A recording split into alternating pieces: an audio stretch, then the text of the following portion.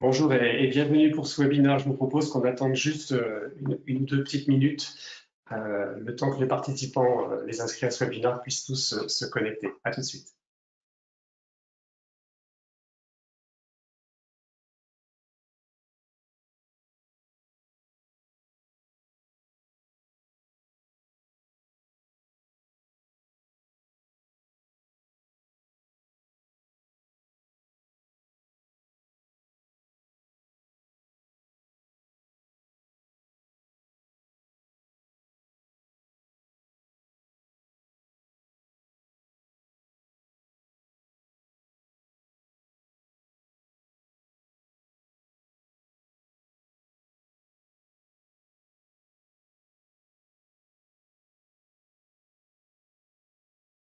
Encore quelques secondes et puis on va démarrer.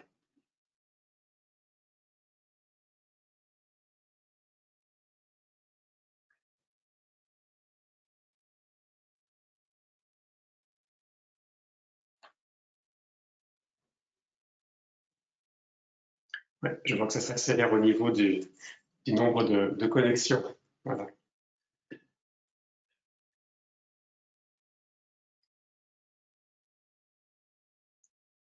Voilà, je pense qu'on peut démarrer. J'ai donc activé ma caméra. Voilà. Bonjour à toutes et à tous. Bienvenue donc dans ce webinaire proposé par Activium est consacré à ce qu'on appelle la résilience du système d'information, c'est-à-dire sa capacité à résister et à s'adapter à tout type d'événements. Et ce qui va nous intéresser aujourd'hui, c'est plus particulièrement de bien comprendre en quoi cette résilience est aussi devenue un sujet pour toutes les PME, PMI en France, et puis surtout, et comment ces PME peuvent trouver des solutions à la fois techniques, mais aussi financières pour parvenir à cette résilience. Alors, juste une petite information pratique avant de commencer ce webinaire véritablement. Vous avez dans votre boîte de dialogue GoToWebinar une section questions. Je vous invite à poser vos questions tout au long de la session dans cette zone de votre boîte de dialogue et puis nous y répondrons globalement à la fin du webinaire. Voilà. Donc, pour répondre à toutes ces questions, je vais reprendre la présentation qui est sortie de mon écran. Voilà. J'ai le plaisir d'accueillir François Magoya. J'imagine que vous avez activé vos caméras et vos micros.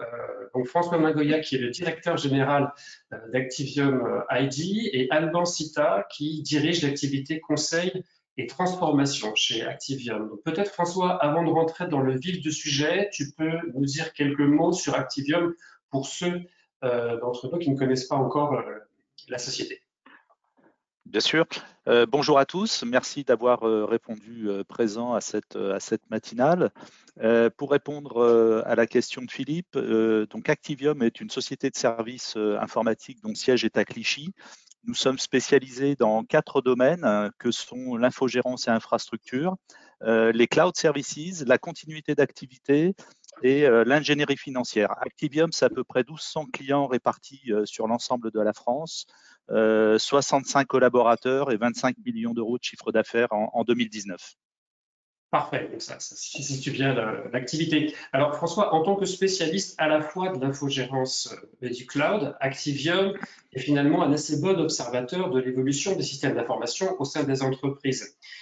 Singulièrement depuis le début de la crise du Covid, on parle beaucoup de résilience du SI, mais cette résilience que toutes les PME recherchent finalement, est-ce qu'elle n'est pas quand même à la base empêchée par une espèce d'obsolescence rapide de l'organisation informatique, pas simplement de la technologie, là je parle de l'organisation, que cette obsolescence soit plus ou moins subie ou plus ou moins programmée. Qu'est-ce que tu en penses, François? La crise du Covid a incontestablement contribué à accélérer certaines évolutions, en particulier en matière d'organisation du travail, donc inévitablement des outils. Le changement le plus visible est la génération, voire le recours massif au télétravail. Mais en fait, la véritable mutation est ailleurs et elle résulte d'une conjonction de facteurs que sont l'émergence des nouvelles technologies qui rendent le salarié beaucoup plus autonome, tout en bousculant effectivement des modalités traditionnelles d'organisation du travail. Et également l'intensification de la concurrence qui oblige à adapter en permanence les outils, la formation des salariés et les services proposés. Donc, les entreprises doivent adapter leur système d'information dynamiquement pour faire face à ces nouvelles contraintes de leur marché, y compris si des choix récents et parfois très récents ont été faits et qui sont rendus obsolètes compte tenu des événements qui font l'actualité. Et en cela, l'ensemble des services de l'entreprise sont concernés, du commerce en passant par la logistique, la production. Donc, aucune entreprise ne peut aujourd'hui s'affranchir d'anticiper les différentes problématiques que pose en particulier cette crise du Covid actuellement. Ça, c'est très joli hein, sur le papier, on a envie d'y croire, mais est-ce que c'est bien compatible avec les moyens financiers d'une PME, a fortiori en ce moment?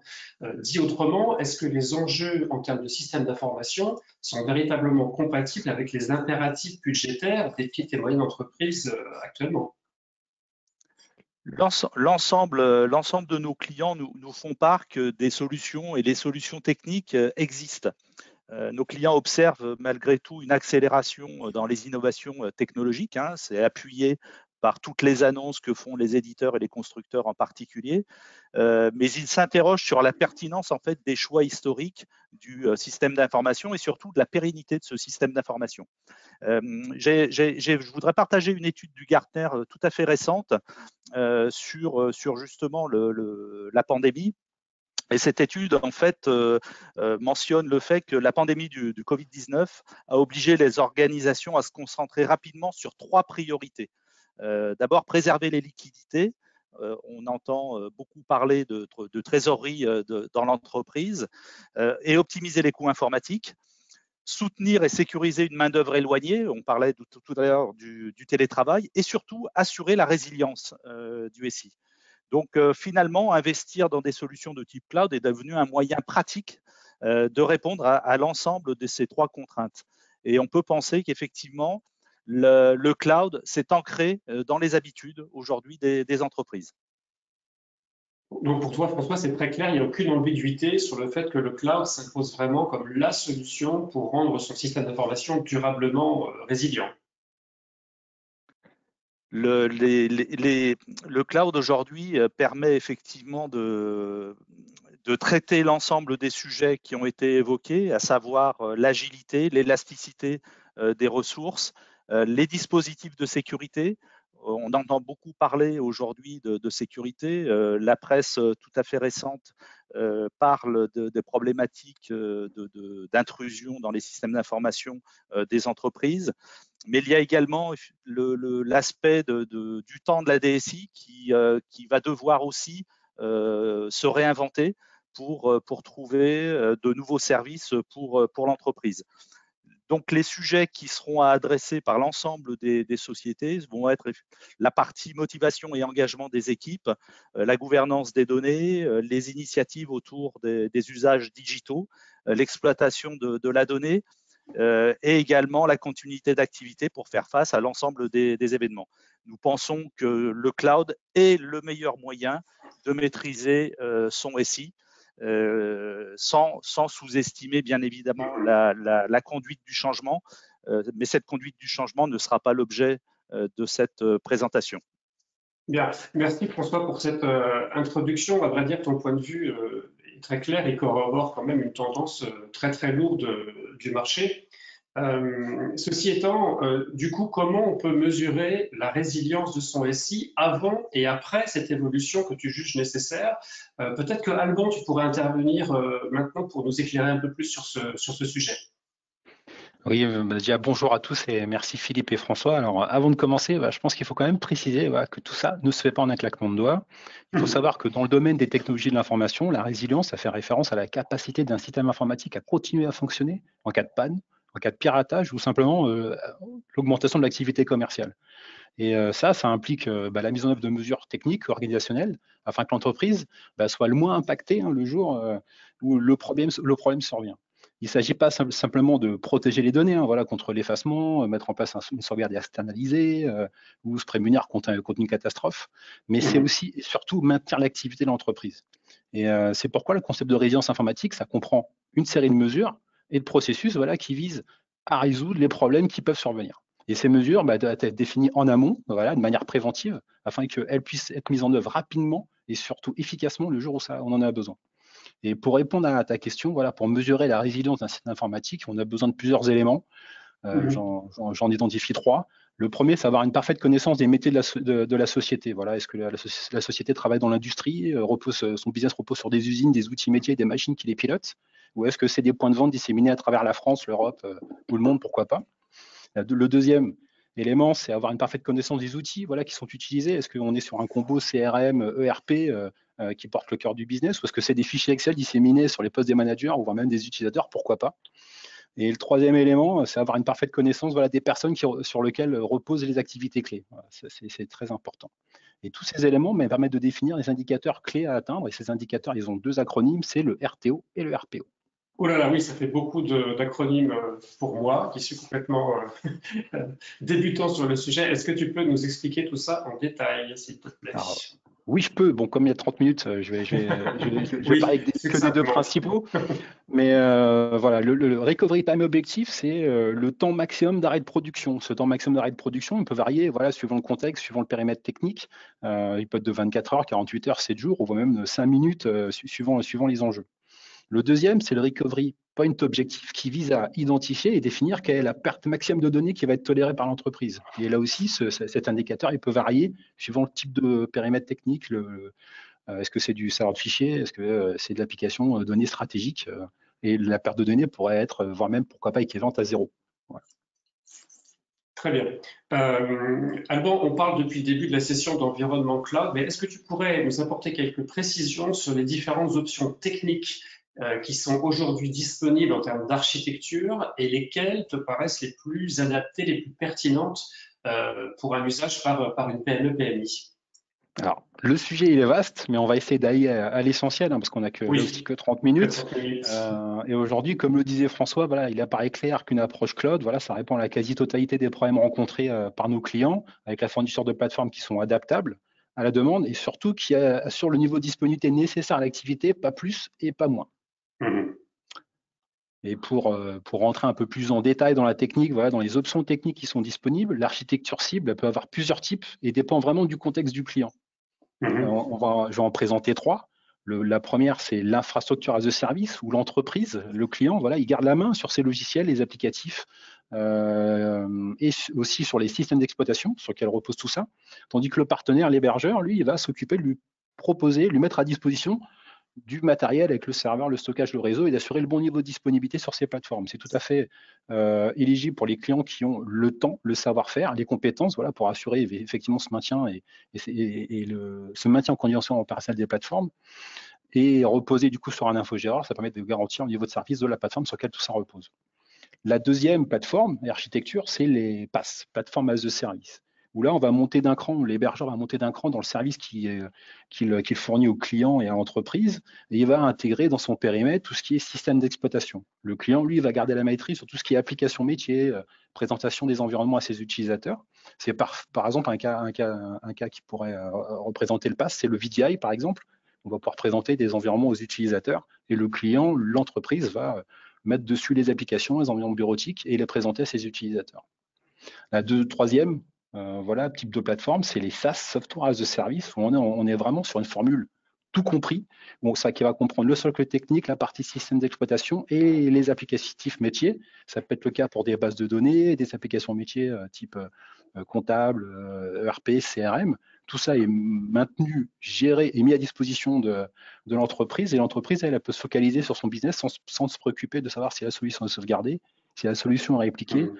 Et si en cas d'incident, il va continuer à avoir l'accès au service. C'est clair. Alban, tu as parlé d'environnement VDI, VDI. Est-ce que tu peux préciser cette notion, s'il te plaît?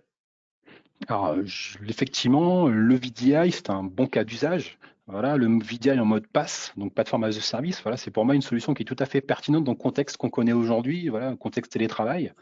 Le VDI permet de fournir aux utilisateurs des postes de travail virtuels qui sont complets avec des environnements bureautiques, Word, Excel, Office 365, Gmail, PowerPoint, Visio, Teams, GoToMeeting, pourquoi pas, ainsi que les applications métiers. Et tous ces environnements, ils sont prêts à l'usage et surtout, ils sont allouables dynamiquement suivant la charge. il y a plein d'avantages à cette solution, mais les principaux, on peut en identifier 4. C'est la gestion centralisée. Ouais, la plateforme, elle est centralisée, hébergée sur une plateforme cloud avec le niveau de disponibilité qui est voulu. C'est la sécurité qui est centralisée. Voilà, vu que les données sont centralisées sur une plateforme, du coup, on peut y mettre la bonne politique de sécurité voulue par la société.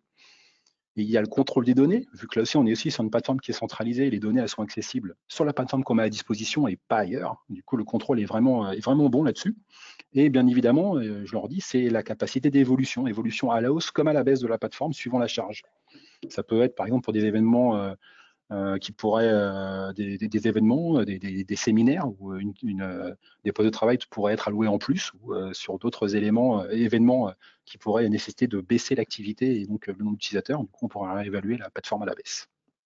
Et donc, Alban, mettre en place ce type d'infrastructure, ça suffirait pour garantir une parfaite résilience du SI, quelles que soient les circonstances?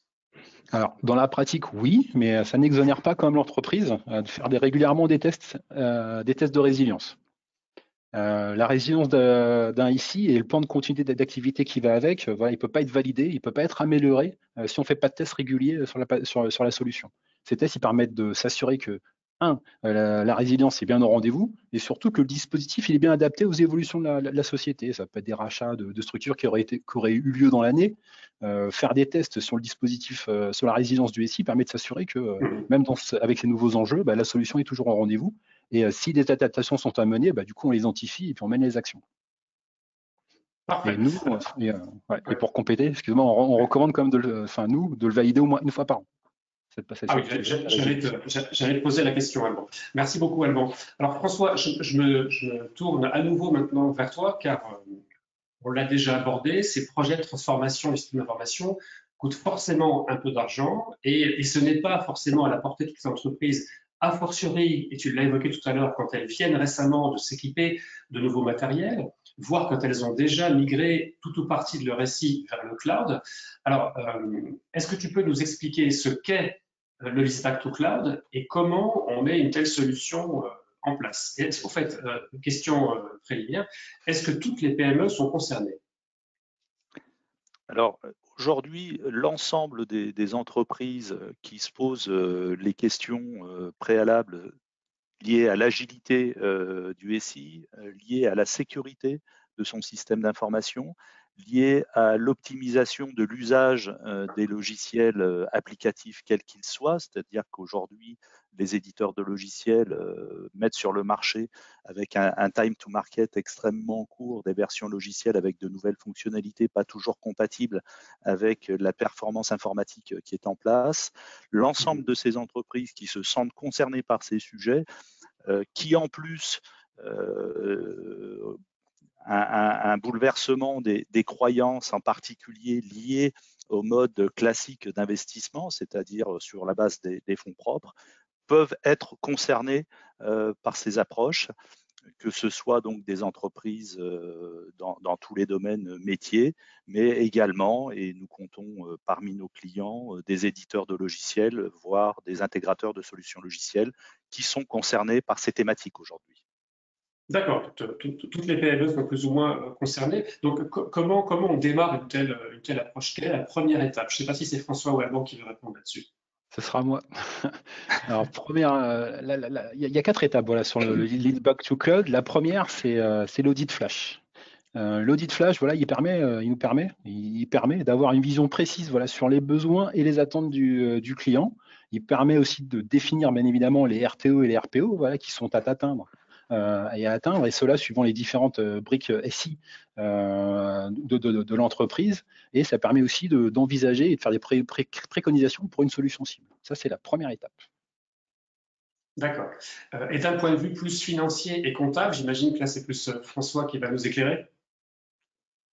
Sur la partie financière, c'est l'étape 2 effectivement du dispositif, donc avec une évaluation financière du rachat du parc. Je précisais tout à l'heure que les parcs peuvent être tout à fait récents, puisqu'on a, et je l'illustrerai à travers un exemple tout à l'heure, des sociétés qui ont investi il y a quelques semaines, pour ne pas dire quelques mois, et qui se retrouvent dans la problématique d'évolution du SI et qui reste sous contrainte des règles d'amortissement imposées par la finance.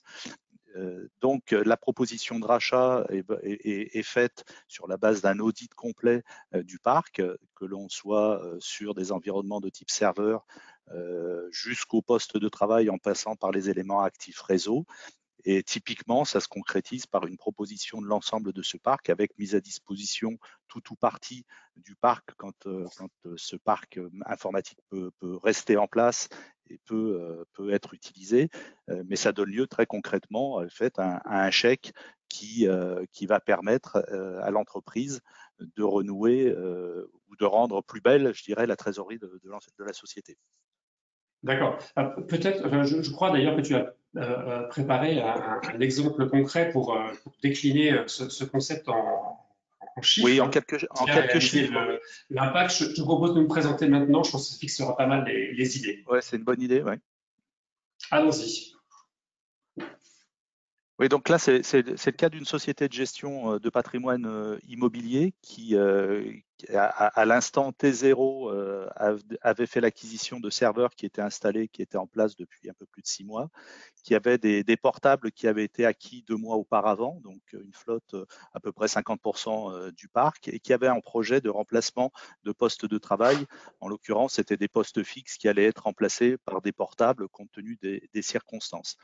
L'évaluation du parc à la valeur cible représentait un peu plus de 220 000 euros, ce qui donnait en fait en termes de calcul un coût de gestion mensuel sur la base d'investissement qui était donc de manière linéaire en termes d'amortissement qui était d'environ 6 000 euros, avec un coût d'exploitation uniquement des serveurs plus divers, c'est-à-dire des dispositifs de sécurité et autres, de l'amélioration en matière de sécurité, donc hors périmètre infogérance du parc poste, qui était évalué à 2 600 euros, ce qui donnait finalement un coût total mensuel de 7 700 euros pour disposer en fait d'un parc informatique sur site. D'accord. Ça a donné lieu. 8700, c'est ça, hein? C'est ça, oui, 8744. Donc ça c'est la solution, c'est l'environnement initial, c'est le coût d'exploitation initiale avant l'étude. Et donc après l'audit technique. Donc on a fait un premier audit technique donc avec Alban et ses équipes qui ont validé, puisque c'est une phase extrêmement importante, c'est de valider la possibilité des usages des applicatifs pour pas qu'il y ait de régression évidemment, donc de la capacité du dispositif cloud à héberger les applications en place. Donc ça a été validé. On a ensuite on a basculé à l'étape 2 et on a proposé un rachat de parcs existants, donc pour une valeur de 152 000 euros. Donc concrètement, on bascule vers le cloud et tu fais un chèque au client. C'est ça. Donc, on a fait un chèque de 152 000 euros. On a intégré, puisque la valeur du parc, il faut rajouter à ces 152 000 euros les postes complémentaires, les portables complémentaires, hein. Et donc, on a mis à disposition l'ensemble des services cloud avec la bascule complète, donc sur la base d'une proposition de redevance à 6 950 euros mensuels versus 8 744 par rapport à la solution en place, qui donne une économie globale de 20%. Ce qu'on observe de manière générale sur ce type de dispositif, on a eu traité plusieurs projets, et il y en a quelques-uns qui sont en cours. L'économie globale varie entre 7-8% jusqu'à voire 25% dans certains cas de figure pour certaines applications critiques. Oui, l'exemple que tu prends est vraiment spectaculaire parce que le bilan de l'opération est quand même très positif, que ce soit sur le plan technique ou sur le plan économique. C'était l'avis du client aussi. Et donc, le bilan de l'opération, c'est effectivement des économies substantielles, mais pas seulement. Voilà. Alors, une économie annuelle de 21 000 euros par rapport à un coût de gestion classique, avec ce que ne pouvait pas mettre en œuvre le client parce que pas de service informatique structuré, donc avec un niveau de service 24/24, 7/7, puisqu'il y a une bascule de l'usage en télétravail. Les dispositifs de sécurité, évidemment, inclus dans notre offre de service, et une trésorerie dégagée en 6000. Donc, effectivement, ça permet à l'entreprise d'avoir à la fois une capacité forte de trésorerie pour investir sur des sujets qui vont créer de la valeur en entreprise ou pour subvenir à des baisses d'activité, et un dispositif SI complètement résilient. Bon, c'est parfait. Donc, il y a cet audit technique initial pour faire l'état des lieux. Il y a toute la partie ingénierie financière où on démontre que non seulement c'est indolore sur le plan budgétaire, mais qu'en plus, on dégage de la trésorerie pour investir ailleurs. Mais j'imagine qu'on ne bascule pas comme ça en se branchant le jour suivant sur le cloud. Il y a tout un accompagnement d'Activium. Il est de quelle nature, Albin? Alors, comme je le disais en introduction, voilà, tout se fait pour un claquement de doigts. On aimerait bien que ça se fasse rapidement et de manière extrêmement simple, mais c'est pas forcément applicable à tous les dossiers et surtout c'est extrêmement rare. Et en fait, on propose dans le cadre de cette approche Back to Cloud, voilà, un accompagnement. L'accompagnement, il y a 3 étapes. Il est composé de 3 éléments. La partie conseil, bien évidemment, conseil avec la partie audit, analyse, les préconisations, la définition des objectifs à atteindre en termes de disponibilité, RTO et RPO. La marche à suivre et puis une orientation technologique pour répondre à ces besoins. Ensuite vient du coup la phase à proprement parler de réalisation avec la préparation et la réalisation de la migration avec les différentes étapes qui vont constituer le projet, les points d'attention, les intervenants tiers, les coupures éventuelles. Tout ça est défini durant cette étape-là. Et le dernier élément, c'est l'accompagnement des utilisateurs et des administrateurs, voilà, la prise en main des nouvelles plateformes. Parce que forcément, ça veut souvent dire des nouveaux outils, des nouvelles solutions, et il faut, pour les exploiter au mieux, être formé et accompagné sur ces nouveaux éléments. Bien sûr. Et puis j'imagine, une fois que tout ça est en production, faire régulièrement, ce dont tu parlais tout à l'heure, toute une batterie de tests de stress pour vérifier que tout ça tient bien la route sur la durée. Ouais, effectivement, les stress tests, ils sont indispensables, hein, et une fois les solutions mises en œuvre, voilà, ils permettent de déprouver les solutions et l'organisation. Et bien souvent, les tests, ils permettent d'identifier des axes d'amélioration ou des nouveaux points à traiter. Donc, ils sont indispensables. Parfait, merci Alban. Bon, c'est super, on est dans le timing. Je voudrais juste qu'on résume très rapidement les principaux avantages du Lease Back to Cloud. Est-ce que François, tu veux nous les rappeler, s'il te plaît? Alors, le premier, c'est la partie gain de trésorerie. Donc, j'ai évoqué quelques chiffres.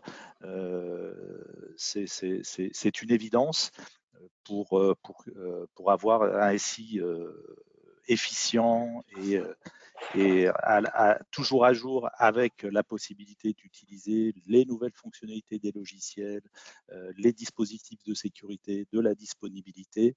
Le cloud va permettre, donc, comme on l'a vu, d'atteindre l'ensemble de ces objectifs.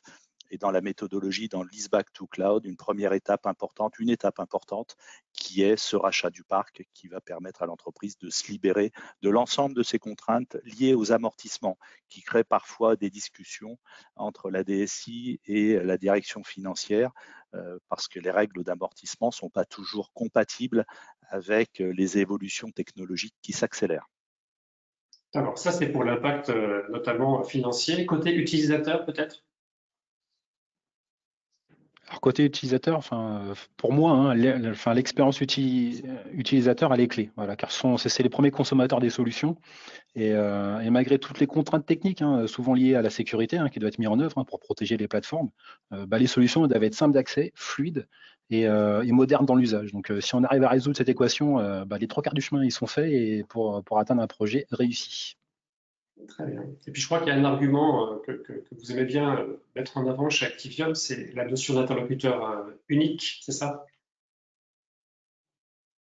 Effectivement, voilà, dans le cadre de l'offre Lease Back to Cloud, voilà, Activium, on est en capacité de vous accompagner sur les aspects techniques, organisationnels et financiers, et puis on met à disposition de nos clients, voilà, des interlocuteurs techniques et commerciaux qui vous sont dédiés.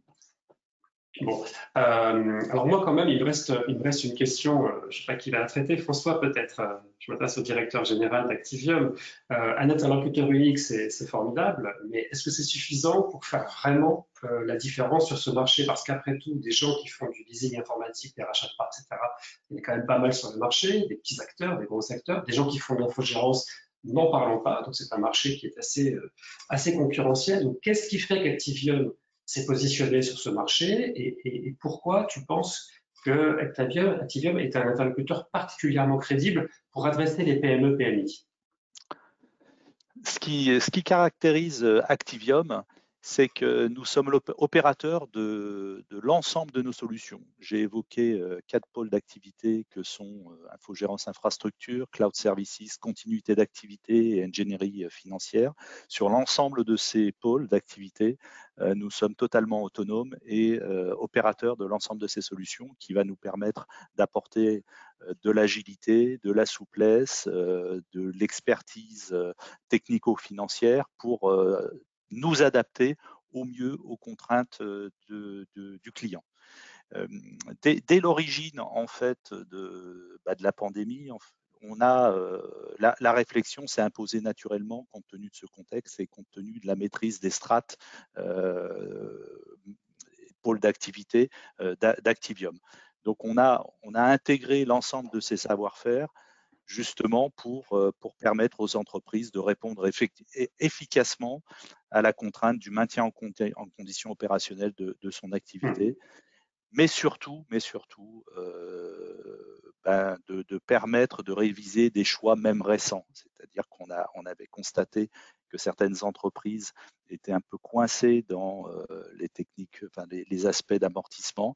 On a voulu apporter une réponse à cela et comme l'ingénierie financière fait partie d'un de nos axes de solution, on l'a intégré dans une méthode qu'on a développée avec Alban sur ces évolutions vers le cloud. Très bien. Il y a d'autres points, François, que tu voulais mettre en avant? Oui, alors il y a un point auquel je tiens parce que c'est la presse s'en fait parfois, mais voire même souvent l'écho sur les responsabilités et en particulier sur le cloud. Oui. On a mis en place un dispositif qui est 100% made in France. Toutes les données, tous les data centers sont en France. Nos interlocuteurs, les interlocuteurs de nos clients sont en France. Les contrats de service, c'est du droit français.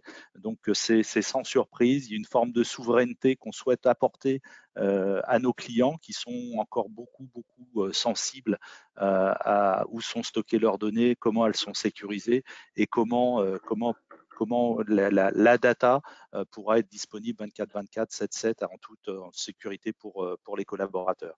Je crois profondément, c'est par ces innovations qu'on sortira de cette crise et l'offre Leaseback to Cloud s'avère prometteuse en l'état parce qu'effectivement, il n'y a pas de dilution de responsabilité. L'ensemble de l'offre est porté par Activium, par un interlocuteur technique et un interlocuteur commercial. C'est un facteur clé de succès pour éviter effectivement ces dilutions de responsabilité qui sont trop communément perçues par nos clients sur le marché. Très bien. Merci François, merci Alban. Merci. On a fait un bon tour d'horizon dans ces 30 minutes qu'on s'était imposé. Donc évidemment, on n'a pas couvert tous les sujets parce qu'à la fois sur le plan technique et sur le plan commercial, il y a forcément des choses à rajouter, mais on souhaitait vous résumer l'essentiel ce matin. Maintenant, c'est l'heure est venue de traiter vos questions. Donc je vais d'une part réactiver ma caméra. Voilà, bon, voici. Et on a pas mal de questions. On va commencer par une question plutôt d'ordre financier, donc plutôt pour toi, François. La question est posée par Jean-Paul qui nous demande le concept du rachat est donc une avance de trésorerie pour la PME-PMI qui impose un engagement de combien d'années pour l'entreprise? Une question intéressante. Sur le rachat, à partir du moment où on fait un rachat de parc, l'entreprise prend conscience effectivement qu'il y a qui a une bascule vers le cloud avec un coût à l'usage. Donc, on franchit cette étape qui est le coût à l'usage. Et le coût à l'usage, j'allais dire, on met en place, nous, des solutions qui n'ont pas forcément d'engagement dans la durée. Tout dépend des architectures, bien évidemment matérielles, mais également logicielles, et on s'adapte en fait à l'ensemble des dispositifs qui sont en place. On travaille de manière très conviviale, si je puis dire, avec les éditeurs de logiciels et les intégrateurs qui ont eux-mêmes leur propre dispositif de licensing à l'usage. Et on veut véritablement se caler sur ces dispositifs pour ne pas perturber la partie financière des sociétés. Donc, on se cale véritablement avec les business models des éditeurs et on apporte des solutions complètement flexibles et chaque cas est spécifique. Hein. Donc, on étudie au cas par cas. Ce n'est pas une méthodologie où c'est un package et on déroule. Si on parle d'audit, c'est bien qu'il y a une adaptation de la méthode dans la démarche et dans le dispositif cible qui est d'aller vers le cloud. Parfait. Merci François. Alors une question un peu poil à gratter et un peu plus technique sans doute pour toi avant. C'est Eric qui nous demande quels sont pour vous les principaux points techniques qui peuvent bloquer les projets cloud. Ça va pas parler de ça. Bon, c'est une bonne question. C'est vrai que le point récurrent qui est abordé et traité et souvent des fois sous-estimé, c'est la partie lien. Voilà, la partie lien, on a abordé le sujet de la résilience et souvent, ce qui vous connecte aux environnements cloud, c'est souvent un lien Internet. Et sous-évaluer cette partie-là, c'est prendre le risque de perte de production, perte de connectivité aux environnements et donc du coup un impact sur la résilience et la disponibilité. Et du coup, c'est tout le sujet du RTO, RPO. Donc je dirais les liens Internet. D'accord. Bon. Autre question côté application cette fois-ci, c'est Élise qui souhaiterait savoir dans les entreprises qui ont engagé cette démarche avec vous, quelles sont les applications qui basculent vers le cloud. Donc, je ne sais pas qui veut répondre à la question.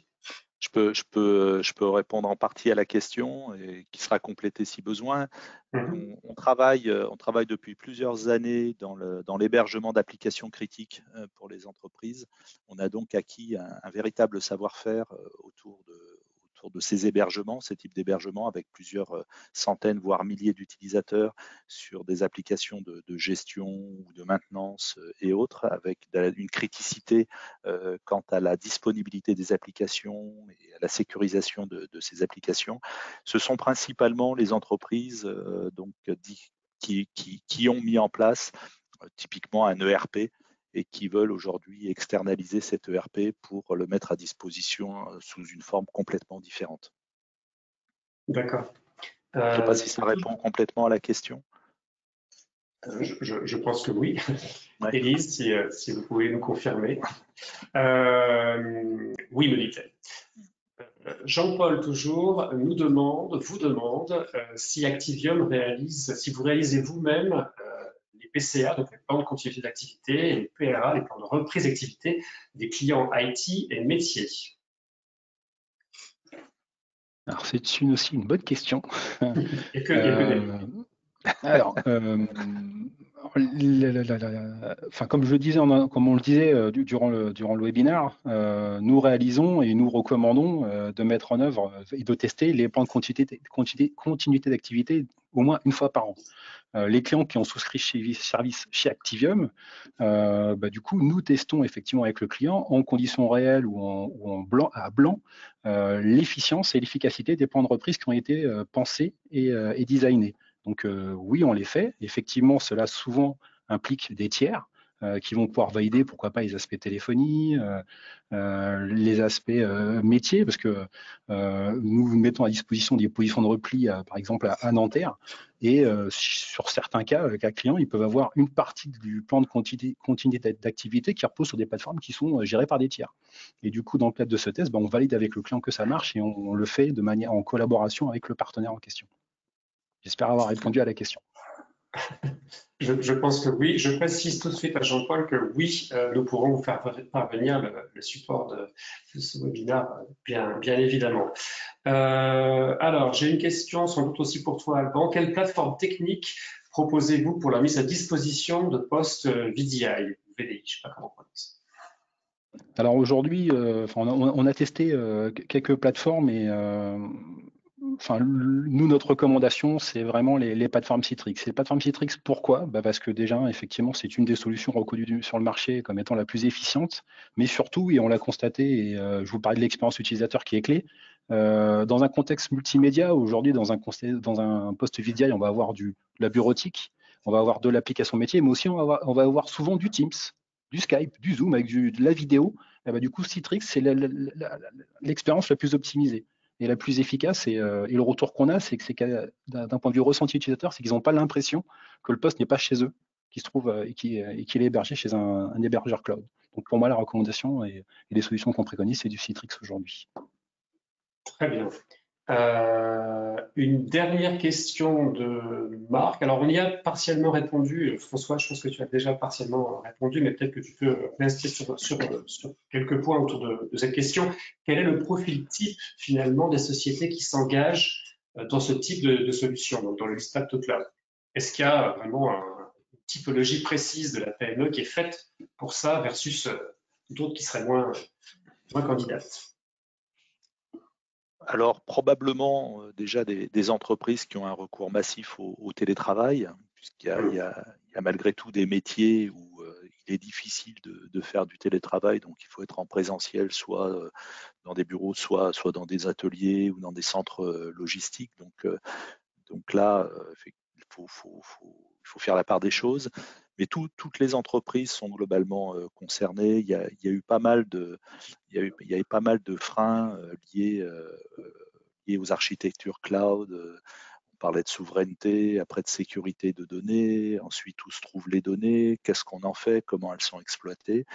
Et on voit véritablement, malheureusement, que ce qui nous arrive aujourd'hui, cette pandémie, a accéléré la réflexion des entreprises, des dirigeants, qui se disent comment je vais pouvoir maintenir un système d'information compte tenu de l'ensemble de ces contraintes, qui sont des contraintes à la fois environnementales, économiques, mais aussi des contraintes liées à de la concurrence. Aujourd'hui, tous les jours, se créent des entreprises avec des offres de services complètement innovantes et qui viennent bousculer des croyances comme on a du mal à l'imaginer. Et donc, ces dirigeants d'entreprise forcent de constater que ces nouveaux entrants viennent bousculer les métiers dits traditionnels. Donc, une nécessité absolue pour les entreprises d'intégrer les nouvelles technologies. J'entends encore beaucoup, on se sent lointain de l'intelligence artificielle, des modules d'intelligence artificielle. Et ce qu'il faut voir, c'est que tous les éditeurs travaillent sur ces sujets. Il y a des startups qui se montent tous les jours autour de ces thématiques et l'intelligence artificielle, s'intègre dans nos processus, s'intègre d'abord dans les logiciels, bien évidemment, mais s'intègre et s'intégreront dans les processus de l'entreprise pour faire gagner l'entreprise en efficacité, en conquête, parce que si l'entreprise ne le fait pas, les concurrents le feront et seront bousculés par des nouveaux entrants. Je crois fondamentalement que les entreprises doivent s'alléger en termes de veille technologique autour des systèmes d'information dits on-premise, donc sur site, et déléguer ces dispositifs de réflexion, d'analyse, alors bien évidemment avec l'entreprise, avec les entités qui ont la responsabilité de mettre en place un système d'information efficient, mais doivent déléguer vers des tiers. Et on pense qu'Activium est une entreprise qui est capable et à même d'adresser un certain nombre de sujets, d'avoir une couverture globale de la chaîne de valeur pour être un interlocuteur unique, responsable au succès de l'entreprise. Et c'est ce que recherchent les dirigeants d'entreprise aujourd'hui. Merci François, ce sera le mot de la fin. Et puis merci Alban aussi pour tes interventions. Merci à vous d'avoir suivi ce webinaire. Merci. Alors, bien évidemment, si vous avez des questions, si vous posez vraiment des interrogations sur la faisabilité d'un tel projet de transformation pour votre entreprise, n'hésitez pas à contacter Alban en particulier, puisqu'il est le chef de file de cette offre chez Activium. Ses coordonnées s'affichent sur l'écran mais évidemment, on pourra vous les adresser. Je voulais également vous dire que vous allez recevoir très vite un mini questionnaire. Je crois qu'ils ont préparé 2-3 questions maximum. Merci par avance d'y répondre, c'est très utile pour améliorer en permanence les sujets qu'on peut couvrir pour vous pour ces webinaires. Donc encore une fois, merci à tous d'avoir participé à cette session de ce matin et on espère à très vite pour d'autres sujets avec Activium. Très bonne journée à tous. À bientôt. Bonne journée à tous. Au revoir. Au revoir. Au revoir. Au revoir à tous.